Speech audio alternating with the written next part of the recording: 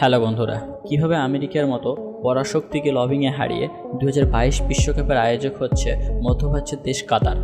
পৃথিবীর ইতিহাসে এটি প্রথম ব্যয়বহুল বিশ্বকাপ হতে চলেছে। বিশ্বকাপের বাকি 32টি আসর বছরের মাঝামাঝি সময়ে অনুষ্ঠিত হলেও এই প্রথম বিশ্বকাপ শীতকালে অনুষ্ঠিত হচ্ছে। কাতার বিশ্বকাপ নির্বাচিত হওয়ার প্রক্রিয়াটি নিয়ে দুর্নীতির কথা উঠেছিল।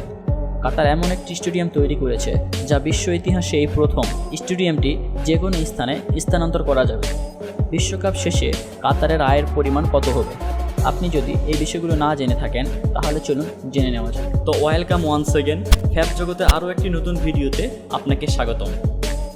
আমেরিকার মতো পরাশক্তিকে লবিংয়ে হারিয়ে 2022 বিশ্বকাপের আয়োজক হচ্ছে মধ্যপ্রাচ্যের দেশ কাতার। পৃথিবীর সবচেয়ে বেশি মাথাপিছু আয়ের দেশ হলো কাতার।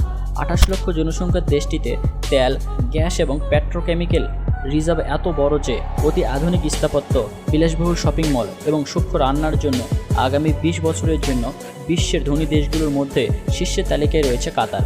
শুধু টাকার কারণেই তারা আজকে বিশ্বকাপ আয়োজন করতে সক্ষম হয়েছে। এ পর্যন্ত পৃথিবীর ইতিহাসে সবচেয়ে ব্যয়বহুল বিশ্বকাপ এটি। বিশ্বকাপকে আয়োজন করতে কাতার খরচ করেছে প্রায় $220 বিলিয়ন, যা বাংলাদেশের 3.5 বছরের জাতীয় বাজেটেরও বেশি। 2022 সালের বিশ্বকাপটি প্রথম বিশ্বকাপ যা শীতকালে অনুষ্ঠিত হচ্ছে। বিশ্বকাপ সাধারণত বছরের মাঝামাঝি সময় অনুষ্ঠিত হয়, কিন্তু কাতারের জন্য এটি ব্যতিক্রম।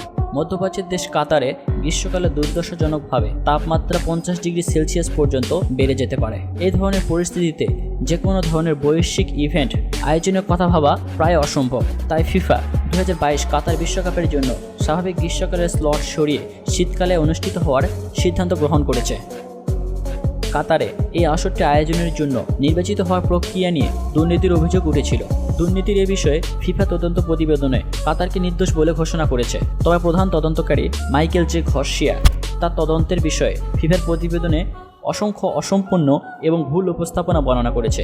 2015 সালের 27 মে সুইস ফেডারেল অভিশাসকরা 2018 ও 2022 ফিফা বিশ্বকাপ নিলাম প্রক্রিয়ার বিষয়ে দুর্নীতি এবং অর্থ পাচারের তদন্ত শুরু করেছিলেন। 2018 সালের 6 আগস্ট ফিফা সাবেক সভাপতি শেপ বাটলার বলেছেন যে কাতার ব্ল্যাক অ্যাপ ব্যবহার করেছেন, যা ইঙ্গিত করে যে নিলাম প্রক্রিয়াটিতে অধিকার আদায়ের জন্য প্রতারণা করা হয়েছে। উপরোক্ত কাতার বিশ্বকাপ প্রস্তুতির সাথে জড়িত বিদেশি কর্মীরা তাদের বিরুদ্ধে কঠোর সমালোচনা করেছেন। অ্যামনেস্টি ইন্টারন্যাশনাল জোরপূর্বক শ্রমের কথা উল্লেখ করে বলেছে যে কাতার বিশ্বকাপ আয়োজন প্রস্তুতিতে তারা মানবাধিকার লঙ্ঘন এবং অসতর্ক ও অমানবিক কাজের জন্য হাজার হাজার অভিবাসী শ্রমিক মৃত্যুবরণ করেছে।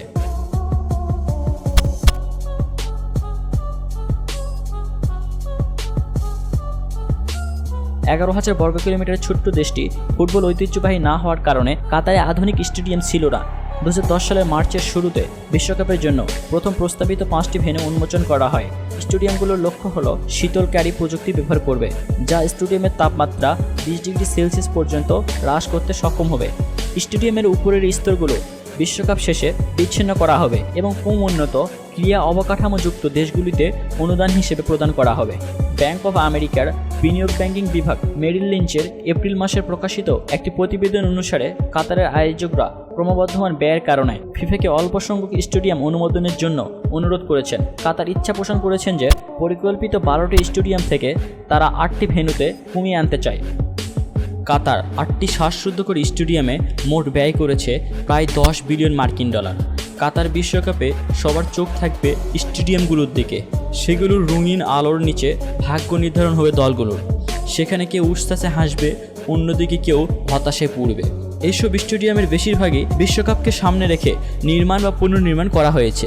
সেই সব স্টেডিয়ামে শিরোপার জন্য দলগুলো লড়বে। তো চলুন সেই সব স্টেডিয়ামগুলো এক নজরে দেখে নেওয়া যাক।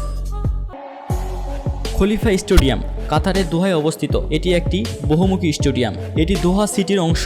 কাতারের সাবেক খলিফা আমির বিন হামাদ আল সানির নামে এটি নামকরণ করা হয়েছে। 2011 সালে AFC এশিয়ান কাপের ফাইনাল খেলা এই স্টেডিয়ামে অনুষ্ঠিত হয়েছিল।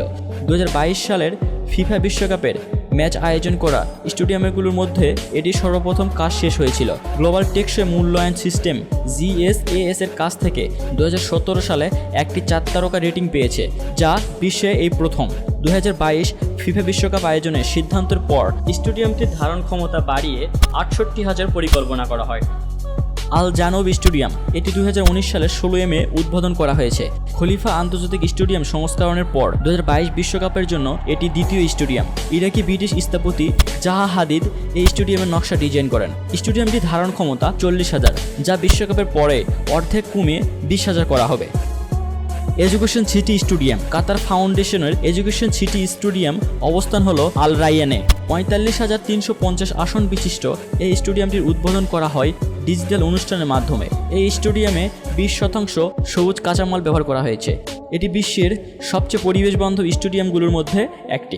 2003 সালে এই স্টেডিয়াম নির্মাণ করা হলেও বিশ্বকাপকে সামনে রেখে আবার এটিকে সংস্করণ করা হয়। আল থুমামা স্টেডিয়াম, গত বছর আমির কাপ ফাইনাল দিয়ে যাত্রা শুরু করেছিল আল থুমামা স্টেডিয়াম। কাতারি স্থপতি ইব্রাহিম জাহাদ এই স্টেডিয়ামটির নকশা করেছেন।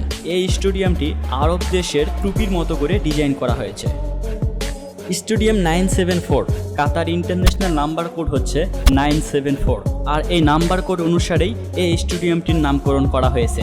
স্টেডিয়ামটি শিপিং কন্টেইনারের মাধ্যমে তৈরি করা হয়েছে। বিশ্বকাপ শেষে স্টেডিয়ামের অবকাঠামোগুলো কম উন্নত ক্রীড়া অবকাঠামোযুক্ত দেশগুলিতে অনুদান হিসেবে প্রদান করা হবে। বিশ্বকাপে নকআউট পর্বের ম্যাচ সহ এখানে সব মিলিয়ে 60টি ম্যাচ খেলা হবে। লুসাইল আইকনিক স্টেডিয়াম, কাতার বিশ্বকাপে সবচেয়ে বেশি চোখ থাকবে লুসাইল আইকনিক স্টেডিয়ামের দিকে। স্টেডিয়ামটি কাতারের লুসাইল এলাকায় অবস্থিত, আর এই স্টেডিয়ামেই হবে বিশ্বকাপ ফাইনাল ম্যাচ। এটি কাতারের সবচেয়ে বড় স্টেডিয়াম। স্টেডিয়ামটির ধারণ ক্ষমতা প্রায় 80,000। দোহা থেকে 23 কিলোমিটার উত্তরে এই স্টেডিয়ামের অবস্থান। এই মাঠে খেলতে নামবে ব্রাজিল, আর্জেন্টিনা ও পর্তুগালের মতো ফেভারিটরা। আল বায়াত স্টেডিয়াম, লুসাইল আইকনিক স্টেডিয়ামের পর সবচেয়ে বেশি চোখ থাকবে এই আল বায়াত স্টেডিয়ামের দিকে। এই মাঠের ধারণ ক্ষমতা 60,000। এটি কাতারের বড় মাঠগুলোর একটি। বিশ্বকাপের 9টি ম্যাচ খেলা হবে এই মাঠটিতে। আহমেদ আলী বিন স্টেডিয়াম, যেটি আল রায়ান স্টেডিয়াম নামেও অনেক বেশি পরিচিত। এই মাঠটি তৈরি করা হয় 2003 সালে। তখন স্টেডিয়ামের ধারণ ক্ষমতা ছিল 21,000-এর মতো। তবে নতুন সংস্করণ করার পর এই মাঠের এখন ধারণ ক্ষমতা 50,000। বিশ্বকাপের টোটাল 60টি ম্যাচ এখানে অনুষ্ঠিত হবে। ধারণা করা হচ্ছে বিশ্বকাপ শেষে কাতার প্রায় $600 কোটি ইনকাম করবে। আর্থিক সহ সব দিক মিলিয়ে এবার বিশ্বকাপ সফল হবে বলে আশা করছে আল খাতের। টুইটার লাইভে এবারের বিশ্বকাপের আর্থিক দিক নিয়ে তিনি বলেছেন যে ফিফার হিসাব অনুযায়ী এবার বিশ্বকাপ থেকে আয় প্রায় $600 কোটি পৌঁছাতে পারে। পাশে রাখা বেল আইকনে ক্লিক করুন। তো ধন্যবাদ সবাইকে, ভালো থাকবেন, ভালো রাখবেন, খোদা হাফেজ।